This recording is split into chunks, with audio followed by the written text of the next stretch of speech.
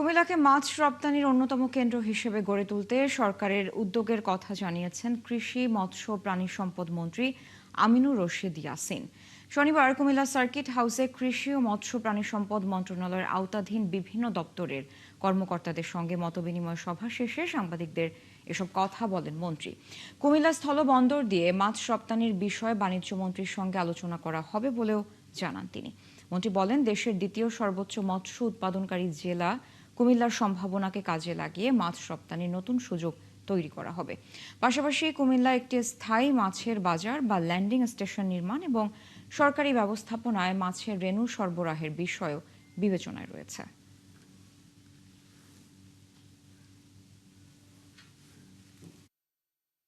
আগামীকালকে আমার বাণিজ্য মন্ত্রীর সাথে আমার একটা মিটিং আছে ফার্স্ট আওয়ারে। আমি খুরশেদ সাহেব এটা একটু নোট নিয়েন। আমি কথা দিচ্ছি আমি এটা উঠাবো। অ্যাকচুয়ালি আমার ইয়েতে ছিল না, এখান দিয়ে হওয়া তো আরো অনেক বেটার হওয়ার কথা।